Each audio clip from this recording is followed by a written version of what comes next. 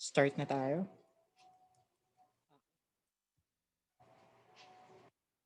Uh, okay, so I'm hoping na nakikita nyo yung screen ko. So today is we'll be discussing about flow analysis, flow, space, and activity relationship. But before we proceed dun sa mismong topic about relationship planning, so ito, pupunta na tayo sa mismong facilities planning. Ano, yung dati introductory yun, mga prerequisites dito sa facilities. So this time, focus na yung attention natin about what facilities, how to do facilities design, how to do facilities plan. Okay. So, but let's first define these terms. So, anong ibig sabihin ng flow? When we talk of flow, ito yung ating mga materials na ginagamit. So, we have lot sizes. For example, isang box. So, that isang lote. Ayan. And then unit load sizes. And then material handling equipment, strategies, layout arrangements, and configuration. So, yung ating flow nagva-vary depende sa mga to. Kung gaano ba kadami yung mga materials na nandun sa ating planta, yung mga machines na nandun, mga equipment, and then nagva-vary din siya. Ang flow nagva-vary din depende din sa layout natin. Ang space naman po is a function of lot sizes, storage system, ano yung availability. Alam niyo na yan.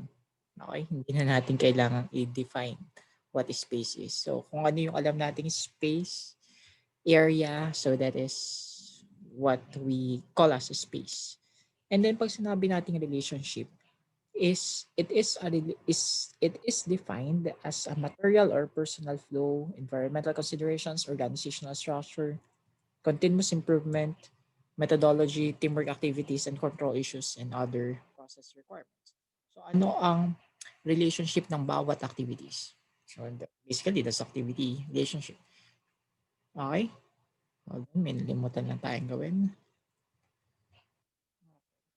I'm not sure my screen here. My share screen. Okay. So, ayan. Ito naman self-explanatory, ano. Pero we'll begin our discussion with what they call as department planning. Itong department planning, hindi lang siya, pag sinabing department planning is purchasing department, operations department, hindi po. Hindi lang ganon. But these planning departments can also include yung mga production, includes production. For example, sa molding department, injection molding, ayan, plating department, ano. So, yun yung inclusion ng ating planning departments. And then, dun sa layout natin, I think, wala akong pen.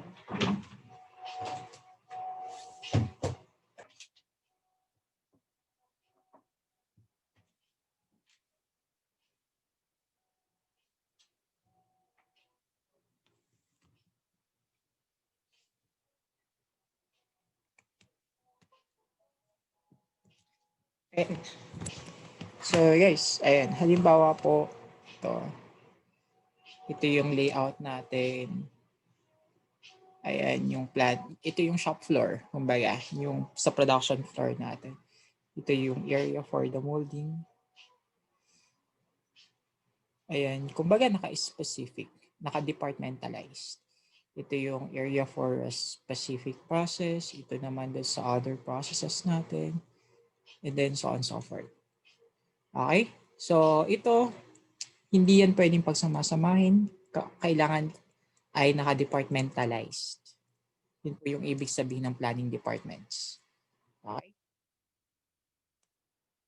But our general rule here, syempre gusto nating pagsamasamahin yung mga items na pare-pareho or yung mga processes na pare-pareho or yung mga machines na pare-pareho yung ginagawa.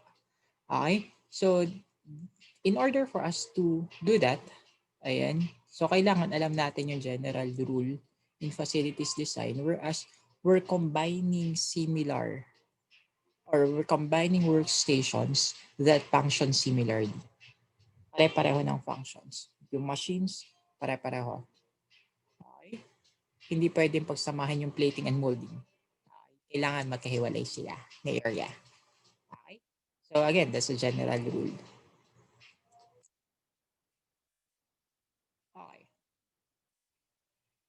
Ngayon, syempre, nakakategorize uh, yung ating mga layouts or yung tawag sa mga layouts natin by their production volume and production variety. Itong production volume, um, it can be low volume production, medium volume production, and high volume production.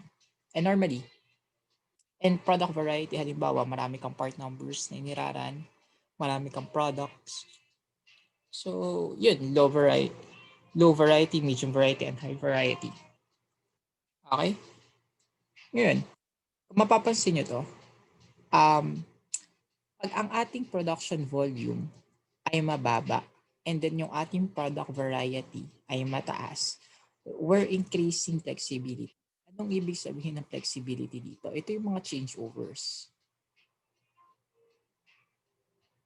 Changeovers, halimbawa, gagawa ka ng part 1, part number 1, and then for a specific lote lamang or specific batch of materials lang, for example, 1,000 pieces. And then another batch, part number, it's a different part number naman. And then another part number. Okay? And then another part number. Okay? Hold on lang po.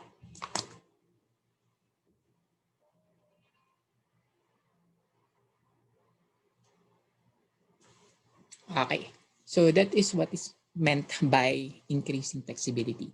Itong increasing productivity is normally achieved pag syempre kokonti yung ating items na or kokonti yung ating variety.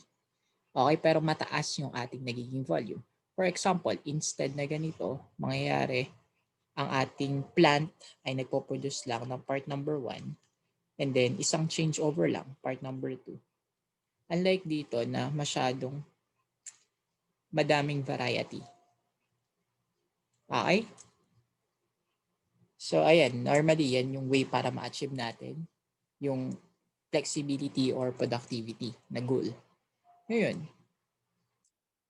may mga uh, terms tayong ginagamit sa industry pag ang ating production volume ay mataas pero mababa yung ating product variety. Ang tawag sa kanya sa ating shop floor, sa ating production is transfer line. Okay? Maliwanag naman dito, high volume, mataas ang volume. Sabihin nating milyon yung volume kung ayan, pero mababa or iilan lang yung kanilang pinoproduce. Iilang klaseng items lang. Okay? And then may tinatawag tayong batch flow line. Pag batch flow line, kalimitan siya ay between, ayan, medyo maraming production volume, pero medyo marami rin yung product variety. Kumbaga, naka-batch nga. Ito, mahirap kasing i-quantify kung paano masasabi ba natin na high, medium, or low kasi depende yan sa industry. For example, nagpo-produce kami ng 100 or ilan ba kami? Mga 200 million fuses kada linggo sa Mexico. So, kami, high high yung aming production volume sa category na yun kasi bilyones. Pero madami rin naman kaming variety. So magfo-fall kami sa bandang area nito. Pero definitely, kung i-compare natin yung industry namin sa halimbawa another industry, Epson, so ibang usapan kasi ang amin maliliit na units. Maliliit yung unit of measure namin, maliliit yung lote namin or lot sizes. Okay? So mahirap masabi. Pag nasa industry na kayo, mas ma-appreciate nyo tong graph na to. But for now, introduce lang natin. Pag in between siya ng low and medium variety, and then mataas pa rin yung volume ng pinoproduce natin, tawag sa kanya, batch flow line. And then, yun nga, sabi natin, may increase natin yung flexibility. So if it is between medium and then medyo mataas din naman yung kanyang variety, medyo marami rin yung iba't ibang klase ng product lines, yung ginagawa nila, tawag sa kanya FMS or Flexible Manufacturing Systems. And then manufacturing cell naman po, pag mataas, maraming klase ng items na pinoproduce, and then mababa yung kanyang production volume. Okay? And then, numeric controlled machine or NC machines naman po ang tawag pag mababa yung kanyang volume pero customized. So, normally, nangyayari to pag mga customized yung item. Or halimbawa, we have a specific customer, mga customized item. Whereas, maraming klase, maraming part numbers na tayong pinuproduce pero mabababa lamang yung quantity. Okay po? So again, these are basic terminologies lang naman. Hindi naman sinasabi natin na hanggang dito na lang. Pag napasok ko sa industry, dun ma-identify anong klaseng industry ba sila, batch or anong klaseng production ba meron sila, manufacturing sa layout ba sila, batch naka-flow line ba sila or so. Okay.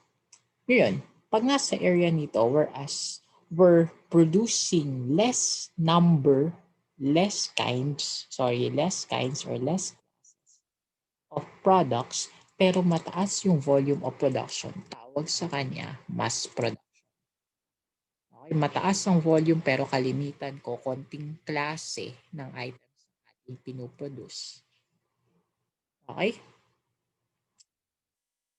And then, ito naman po, pag medyo customized naman niya yung kanyang ah, trabaho or kanilang pinoproduce, job shop naman.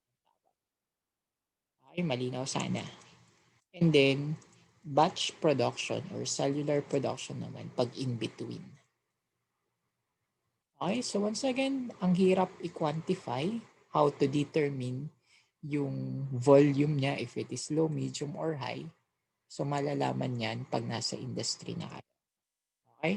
But again, just giving you an overview. Yung mga terminologies. Okay po? Okay. Ngayon, may impact ang mga yan sa ating layout. So, layout impact on facilities machines. For example, sa job shop layout. Dito po, sa job shop layout.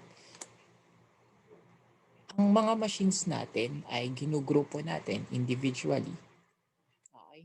Kumbaga, for example, nasa Photoshop ka. Yes, I think that's a basic example. Di ba? Magkakasama um, yung mga machines na ginagamit. Hindi ako sure kung anong tawag dun eh. Pero magkakasama sila. Again, think of, for example, M&S tires. Ayan. Yun, sa kalimitan sila ay magkakasama yung mga individual machines. And we're adding equivalent or equipment fractions, then rounding them up, then add some actual space across the facilities. So if you could recall, yung ating equipment fraction in determining the number of machines needed, na-discuss natin previously sa schedule design. So yan, nira-round up lang siya. Okay? Ngayon, mass production naman, nakagrupo naman yung ating processes based on or ating mga machines based on the products. For example, you have 10 products or sabihin natin 5 products to produce. Normally, ganito yung magiging layout niya. Ito ay for, halimbawa sa amin, ito kasi kami mass production. Ito yung product line 1 namin. Tawag namin sa kanya product line 1. So may mga machines dito, magkakasama sila dyan. And then, may product line to kami. Ito naman, another products. And then we have different products here. Okay, and then we have another product here. Product line 4. So ito, halimbawa, yung machines na to, welding. Ang welding machine na to ay meron sa product line 2. Meron din siya dito sa product line 1. Meron din siya dito sa product line 3. And then meron din siya dito sa product line 4. Kumbaga, ginugrupo natin sila, yung mga kailangang machines, based sa product line, sa mga operations na kailangan in producing yung products na yun. Okay? So, we're rounding up all equipment production and adding up, of course, yung Pag naman cellular layout, we're grouping by similar part process families. For example, ito, yung ating layout na to. So instead na may kanya-kanya silang welding, ganito yung mangyayari. Ito yung welding natin, welding area. And then we have here a product line 1 na nangangailangan ng welding process, pupunta doon. We have product line 2. May welding, babalik doon pagkatapos. And then product line 3 and then so on and so forth. Okay, kumbaga, almost the same. Pero kung yung processes naman na yun ay common in between sa mga product lines natin, ipagsasama-samahin na rin natin. So para siyang mix of a job shop and a mass production layout. Okay? Okay. So once again, pagbabalikan natin. So ayan. Ito yung kanina nating um, graph or chart. Ang tawag dito, guys, sa layout na ginagamit normally for mass production or those production with high volume and low variety product layout. Okay? And then tawag naman dito, low product volume, low variety. For example, mga trucks or for example, mga bahay is a good example also. Mga shipbuilding, ayan, ship. Ayan, fixed location layout naman ang tawag sa kanila. Dito sa area na to, whereas nangangailangan ng maraming iba't ibang klaseng processes or iba't ibang klaseng machines na magkakasama sila. So, tawag naman dito is process layout. Okay, and then in between, yung ating cellular, ang tawag sa kanya, cell layout or kinugrupo natin siya in a family or a group technology. So, GP here refers to group technology. Okay, so sana malinaw naman through visuals. Okay? So, ito yung ating mga suggestions. If the product is standard and has stable demand or hindi nagva-vary yung kanyang demand, for example, Jollibee, ayan, yung ganun demand ng chicken is the same. So, normally, ang type of planning department is a production. Okay. Whereas we're combining workstations required to produce the product, ino-combine natin yung mga workstations na needed to produce the product. Okay? So, ito normally nangyayari pag mataas ang ating volume. Kasi nga, standard and large stable demand. So, kung demand ay mataas, syempre mataas din yung ating production. Okay? Next. Pag naman physically large, awkward to move, or sporadic demand, or minsanan lang talaga nagkakaroon ng demand, ang preferred sa kanya is a fixed fixed material location or a product department. It's a product department. And whereas we're combining yung mga workstations required to produce the product within the area required for the staging of the product. So for that case, magfo-fall naman siya dito sa fixed location layout. Okay. Next naman po ay ito. So if capable of being grouped into families or of similar parts that may be produced in by group of workstation, product family naman po to. Ayan. Combining all workstations required to produce a family for the product. So almost the same naman nito. Pero this case, siya naman po yung nasa gitna. Okay? Then ito naman po, process requirements combining identical workstations in the initial planning deck. So normally dito siya, kung marami tayong iba't ibang klase ng products na ini-introduce sa market or binebenta sa market pero mababa lang yung volume. Okay? So ayan. So right now we'll be discussing more of these different types of layout once na nag-enter na tayo or once na nasa product or facilities layout na topic na tayo. Okay? Ngayon, our goal is this one. Sorry, this cell layout. Paano daw po natin i-grupo yung mga materials or product lines sa isa't isa? That's a question. Paano daw po tayo mag-create ng working cell na kagaya nitong nasa picture? For example, ito yung nasa picture. Ito po, naka-cell sila. Okay?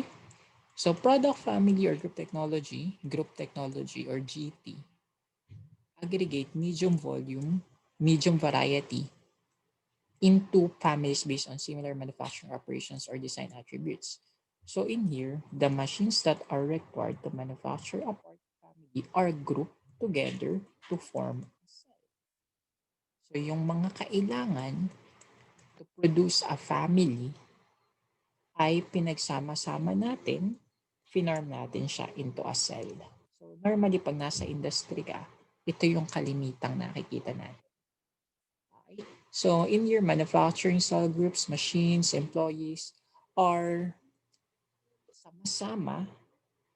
Okay, pinagsasama-sama natin sila, yung mga tooling, equipment, storage equipments, pinagsasama-sama natin sila given na sila ay lahat ay ginagamit in a family. Okay? In a product family. Okay. So, to cite a sample, siguro hindi pa malino, bakit daw kailangan nating i-grupo? Kami sa industry, tinatawag namin to as product line, yung product family. Okay. I think page. Tingnan ko ito. Sorry, may nag-join na ata.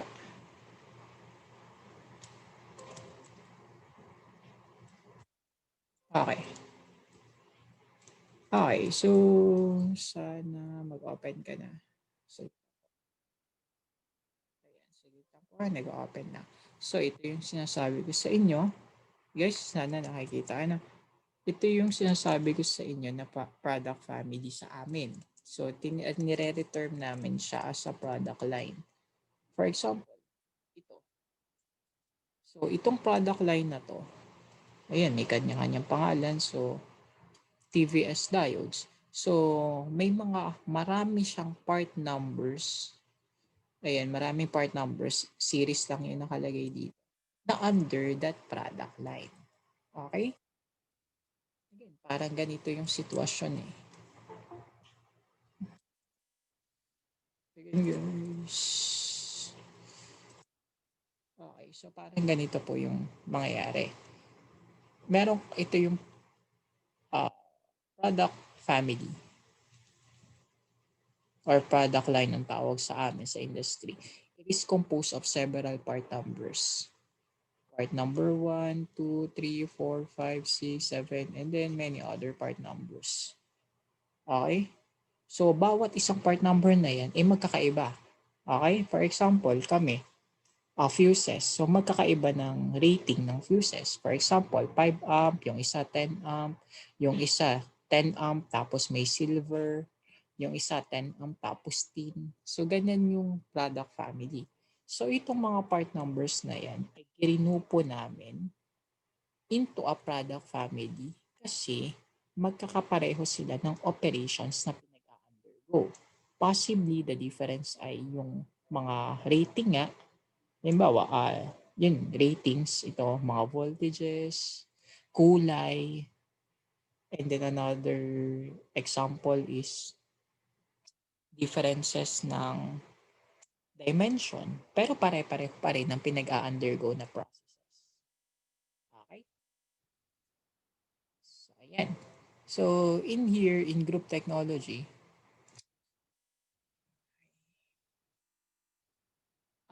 we're organizing production equipment into machine cells, whereas each cell is specialized in production of a part is called a cellular manufacturing. So when automated, the term flexible manufacturing is also up. Okay, so ito yung ating cellular manufacturing. So suitable nga siya for medium variety, medium volume environment, also known as yung in-between na process product layout. Again, ito ay highlight lang natin, continuous yung flow ng production or as much as possible, walang interruptions. Okay, for example, ito. Kung mapapansin nyo, yung product A, ito yung kanilang pinag-undergo na process. Ito yung process ng product B, ito ang process ng product C. Okay? Pero yung mga toolings, kung mapapansin nyo itong tool 1, available siya dito. Okay? Itong tool 2, meron siya sa product 1, product A, product B, product C. Okay? So sabihin natin itong product A, marami siyang part numbers na kasama. Okay? So, product A, B, and C are of different part families kasi magkakaiba sila ng ginagamit na machines, magkakaiba sila ng ginagamit na product na mga machines or mga toolings. And then, cell 1, 2, 3. So, cell 1, cell 2, and cell 3 set of machines to produce part families. So, kung mapapansin nyo rin dito, magkakaiba rin sila ng sequence. Okay?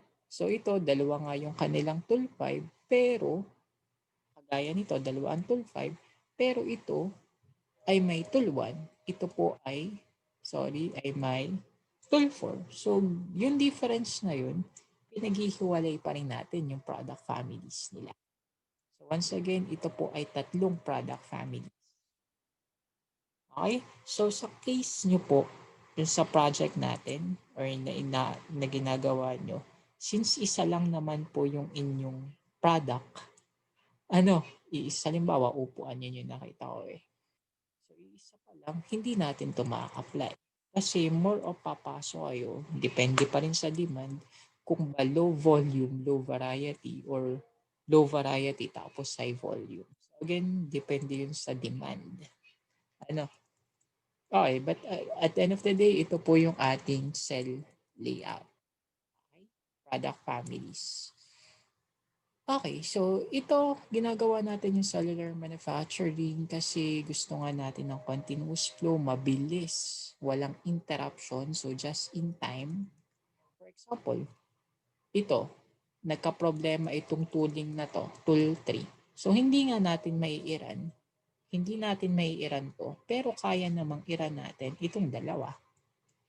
Okay, kasi may magkaiba na tool 3 dito. May kanyang assigned na tool 3 for each cell. Okay? So that would allow us sa just-in-time, TQM, and other concepts.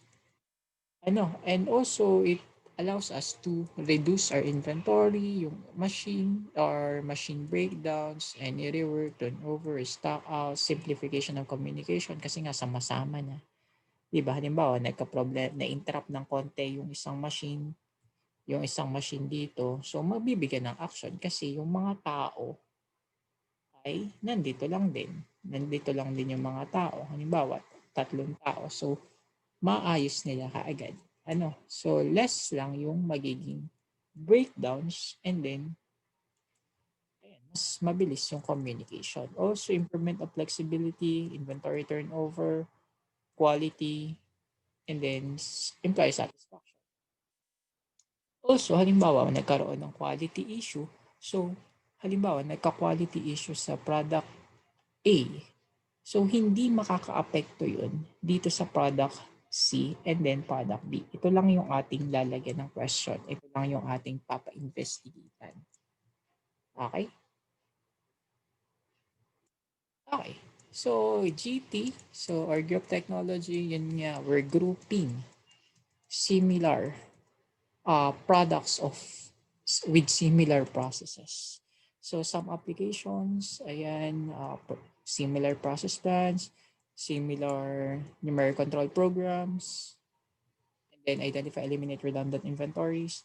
So in here, we should know ano yung characteristic, ano ang mga processes na ginagawa ng kada product. Okay, how do we know that? We may use, so ayan, ito basahin nyo na lang So how can we identify groups? 1, Pwedeng dun sa size, sa shape, or sa mga materials na ginagamit, or pwede rin po sa mga parts classifications and ito, titingnan natin uli yung ating route sheet. Okay, yung ating routing. Okay, kasi doon natin makikita yung mga machines na gagamitin dun sa ating production na yun. Okay? Also, aside from design attributes, we may also group them, form into a product family using the similarities on manufacturing attributes. For example, yun nga, nakalagay dito, routings, and then if yung mga products na yun are using the same tools and fixtures. So in here, gagamit naman tayo ng PFA or Production Flow Analysis. So itong isa-isahin natin. So itong parts classification and coding, okay, muna pala dito. Sorry. Muna dito yung process, production flow analysis. Okay. So production flow analysis is a subset nga of group technology. Ito, ang goal niya, reducing setup efforts. In short, gawin natin siya as identify natin yung group family. So in here, ito yung mga steps. May tinatawag tayong OP codes for each component. So each component, i-check natin yung routing nila. Okay, and then yung routing nakalagay dun may operations tools. So yun nga, tinignan nila yung routing and then tinignan nila yung incidence matrix or gagawa ng incidence matrix. Ano po yung incidence matrix? Incident. Ibig sabihin, ito bang machine na to ay ginamit sa product line na yun? Ito bang another machine ginagamit sa other product line na yun? Okay, so that is incidence matrix. Later, makikita natin. And then we also have blocking algorithm. Pwede natin magamit and also we can do class identification. So ano daw po yung OP codes? OP codes is an index na ginagamit natin sa operations code. So for example, instead na tatawagin natin cutting, pwede nating mapa-shorten siya as CT, cutting. So, magiging na siyang CT. And coding, kumbaga. Okay, para sa, halimbawa, may programming kang gagawin, instead na i-term natin na cutting, ay CT na lang yung ating code na gagamitin. Okay? And then, this one is a sequence of steps, perhaps common to multiple parts. Anong itsura niyan? Ito po yung example ng OP code. So, yan, ito yung mga process. Again, babalikan natin yung routing. Ito yung mga processes ni undergo niya, so O1, late O1, and then ito yung lahat ng mga operations na gagawin, then grinding process, inspection finish. Okay? So, ito po ang mga OP codes. So, again, sinisimplify niya. So, instead na makita natin yung operations na ito na napakadami, shorten na lang natin siya sa routing gamit yung OP code. So, ito yung OP sequence. Mas simple. Okay? Ngayon, ito naman yung tinatawag nating index incidence matrix. So, SOO1, again, that's an OP code natin. Ginagamit sa ito product. Sige, part number. Para mas part number or material number. Sige. Material number. Okay? So, itong material number na to ay nag-undergo ng sewing process. So, parang lalagyan mo lang ng check. So, pero instead na check, gagamitin natin is number 1. Okay? Itong late machine, hindi ginagamit sa dalawang operations. Itong isa, ginagamit dito. So, pag ito, halimbawa, nakalagay na 1. Ito po, nakalagay A1, halimbawa lang po. So, itong grinding process natin ay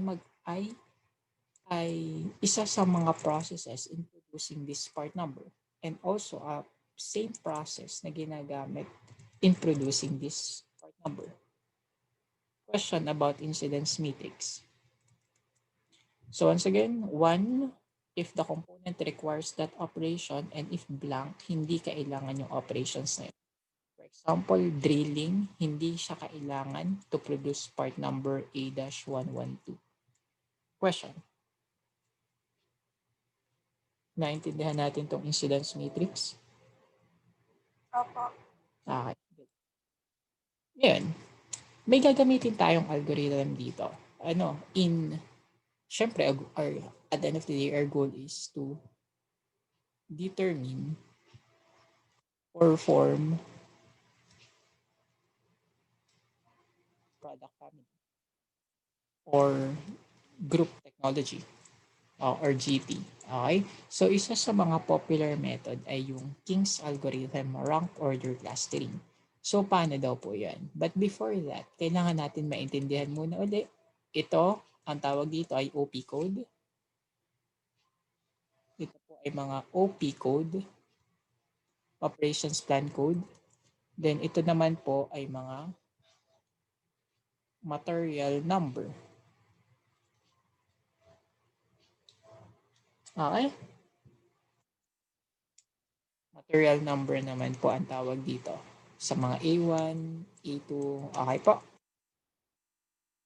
So itong S01 ay process na ina-undergo ni A1, process na ina-undergo ni A3, si A4 ginagamit or gumagamit ng SO1, A8 gumagamit din ng SO1, A9 gumagamit din ng SO1. Nagets? Okay. Then A2, nag-undergo siya ng process ng MO2. Okay po. Okay. So, sana naintindihan natin tong graph na to. So, I'll go sa Excel, at i-retype ko lang siya ng mabilis. Okay. So, ayan, gumagawa ako ng incidence matrix sa Excel. So, 1, 1, 1. Okay, mabilis lang naman to. May oras pa naman tayo. 1, 1. And then 1, 1, and then 1. Okay. So, ayan. So, our first step dito. So, once again, balikan natin yung steps. Okay. So, again, identify OP codes, gagawa ng incidence matrix, gagawa ng blocking algorithm, or ito po yung ating algorithm na gagamitin ay King's algorithm, and then cluster or igugrupo na natin. Okay. So, pero dito po, our first step is to calculate the total binary weight for each code. J. Okay. So, anong ibig sabihin po niyan? Unahin po natin lagay dito. I-follow na lang natin yung nasa presentation. 2 raised to I. Okay, lagyan natin ng border. And then we have here the I. Sorry, 2 raised to I. So, ito pong I na to, parang nilagyan lang muna natin ng initial na order or ranking. 1, 2, 3, 4, 5, 6, 7, 8. Malinaw? Ito po ang uunahin natin. Okay po? Or parang, sige dito na lang. Ngayon, ito pong 2 raised to I. Siguro mas maganda kung ilalagay natin siya dito. Sorry. Ayan, para hindi masyadong nakakalito yung steps. And then, lagyan natin siya ng mas.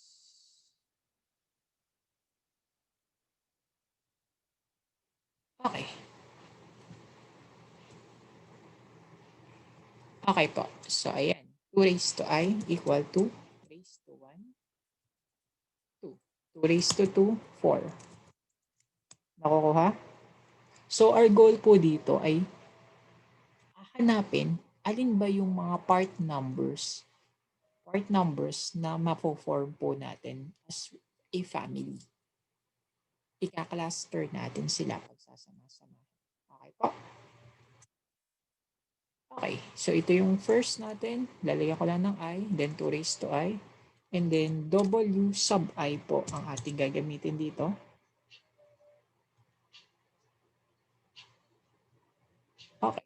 po yung W sub I natin. So that is just summation of 2i times mi. So ano po yan? So equal. Sa sum product ko na lang to. Ito, i-multiply ko dito. Enter. Nakuha? Sir, lagi niyo po. Yes po. That is part of the algorithm. Ano? Parte na siya ng algorithm. Ito yung ginamit. And then, sorry. I-extend ko lang yung formula. So ito, i-fix ko lang to. Para lang mabilis tayo. Ano? So i-fix ko lang para hindi mag-move yung formula. And then, ayan. Okay po. And then, irarang ko sila. So, equals rank. Pwede akong gumamit yan. Comma. Okay. Tama ba akong ginagawa? Okay, sala. Hindi ako marunong ng rank. So, ito, irarang mo lang. So, at ito po yung rank 1. Rank 2, pwede nating mailagay dito. Then 2, magkakatay sila. And then we have ito rin 2. Next highest is ito, 3. Then 4, 4. Then 5, and 6. Nakuha? Yung ranking. Kung magkakatay, the same rank sila. Okay po. Okay. So, ito po yun. Next natin is isosort daw po natin ang columns into rank order. Then, go to step 3. So, ito ay isosort. Ayan, sorry. Column po pala. Paano kaya ito mag-sort? Sort. Okay. Hold on. Hindi ako marunong mag-sort. Paano nga ba?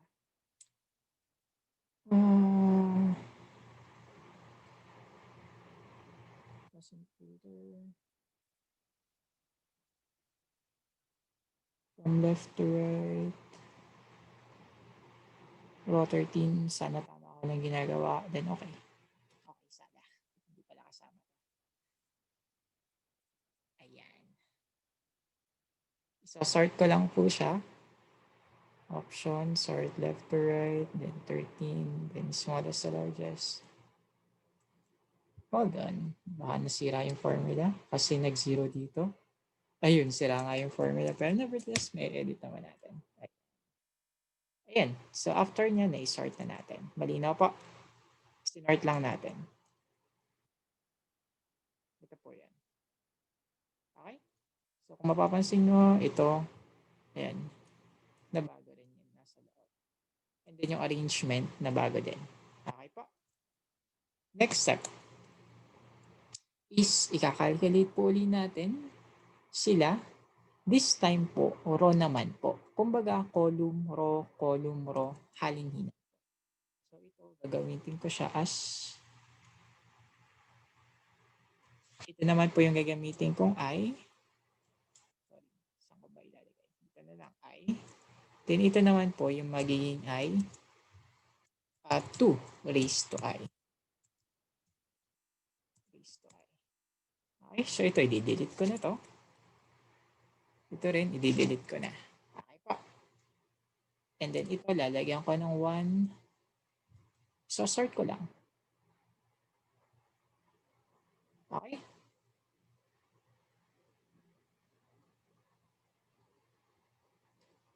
Okay, yan. And then, gagawin ko lang po 2 raised to I. Okay? Ngayon, ano naman po ang ilalagay natin dito? Yung kanina nating ni-remove, which is yung W. Yung W po ay equal sa sum product. This time, papaganto naman po. Comma, dito. F4 para ma-fix. And then, dadalhin ko lang siya pababa. Nagets? Again, that is this process.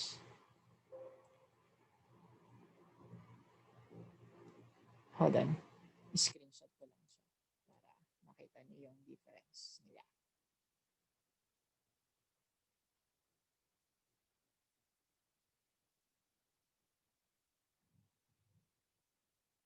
Okay. So, ayan. The same naman ang output. Okay? So, anong next? Papalitan ko to. Gagawin ko tong rank. So, irarank ko lang 1, 2. Anong sunod? 3, 4.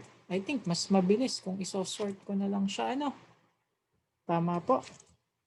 Isosort ko na lang po siya from smallest to highest. And then 1, 2, 3, 4, 5, 6, 7, 8. Okay? Questions?